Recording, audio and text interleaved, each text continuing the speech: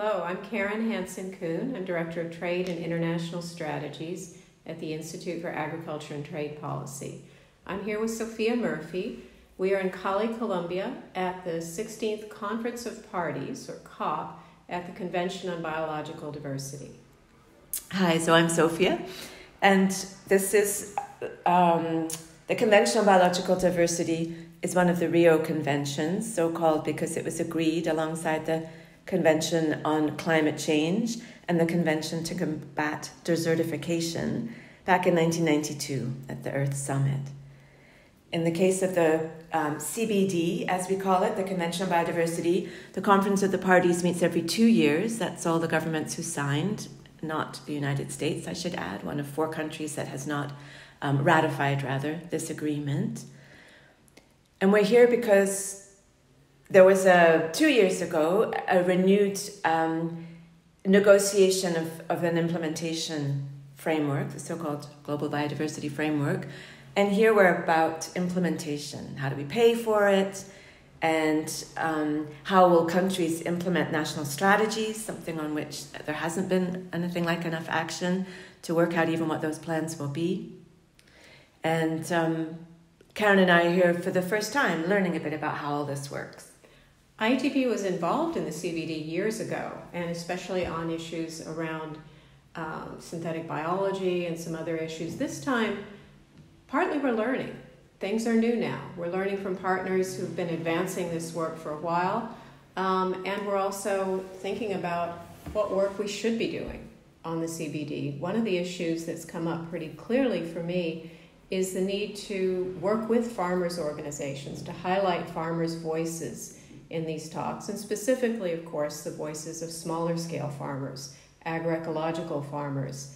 It's striking to me that we hear agriculture and farming come up throughout the talks, but it's not always clear what people mean. And farmers don't have a formal role in the talks. Yeah, if you come into the convention center, which is a beautiful space, it works with the climate here, a lot of it is open air, but there are tents set up as well, and there are tents for all the different constituency groups. So you have non-government organizations, local authorities, meaning municipal governments, there's youth and women. There's one that's called Indigenous Peoples and Local Communities, and it rather awkwardly puts Indigenous peoples, many of whom have sovereign claims over land and sort of state-to-state disputes, and local communities, which are a kind of grab bag into which farmers are told to make a home in that space, also fisher people and other food producers. So there are farmers groups here and fisher folk. The fisher folk gave a really impressive press conference that Sophia attended.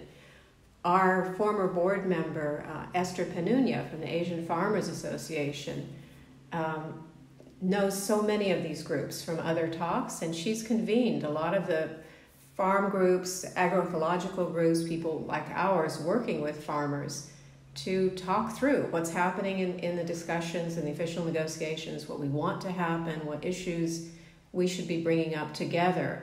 And that's been encouraging. Yeah, it brings together one of the participants is Sea Rice, an organization in Southeast Asia of local communities. And groups like that can bring the work they've been doing in other spaces here. And a bit like the governments, ensure there's consistency in language, where there isn't something we like, see if we can get the Biodiversity Convention to do better. So Esther was able to create something that wasn't pre-existing, and also to give people a space when you come into a conference of this size. And this year there's apparently 23,000 people. It's a record number for this biodiversity COP.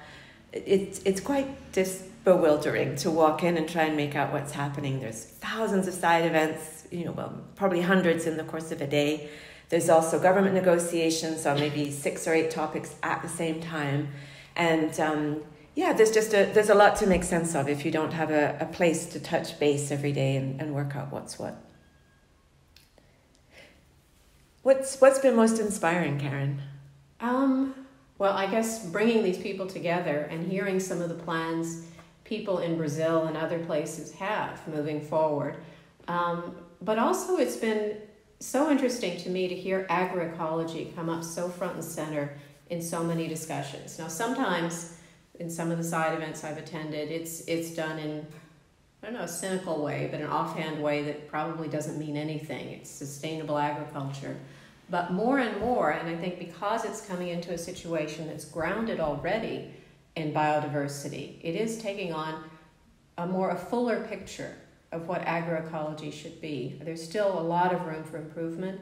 There needs to be, it seems like they stumble when they get to the governance and participation issues, but it's coming from a different space than what I hear, say, at the climate talks, when it seems kind of tacked on. Here, I think people are understanding that this is a different approach. So I think that's encouraging. Now, discouraging, we haven't been deeply involved in the negotiations, and of course it's hard to know how things are going to end up, but I think there's a lot of concerns that they set some really ambitious goals and targets at the last COP, and now the implementation and all of the hard negotiations really might fall well short of what's needed. Yeah, there's some really big economic problems. Developing country debt is again at record levels, and not because countries have been borrowing money, but simply because the money they hold is now costing more and more to service. And there's a lot of interest from financial institutions in creating new derivatives based on nature, where there are many questions on how that will be even done and how that would ever be, how you could ever ensure the integrity of that system. There's also, of course, as there has been in the climate talks, interest in creating offsets so that companies could continue, or our economic activity would continue to destroy nature, but you would somehow do something better elsewhere and try to create some kind of equivalence. And so there's much to look out for. There are sharks in the waters from our point of view. But I do think, as Karen was saying, that the hope here for me is that the fact of the Biodiversity Convention itself forces some issues to the center that have somehow in climate change, everything has been sort of displaced in order to focus on reducing a greenhouse gas instead of understanding climate systems as part of other interrelated systems as well, and that the well-being of climate also depends on the well-being of water cycles and our forests being healthy, our oceans being healthy. And that really gives me hope, because I think the one fundamental thing that will have to change across the board for all of us everywhere will be understanding that nature is the sort of source of our well-being, and not just something that we have to look at after once we carry on with the kinds of economic activity we have now. And I think centering our place as dependent on a healthy planet, there's just a much better starting point here in biodiversity than you have in climate change. Bye for now. Bye.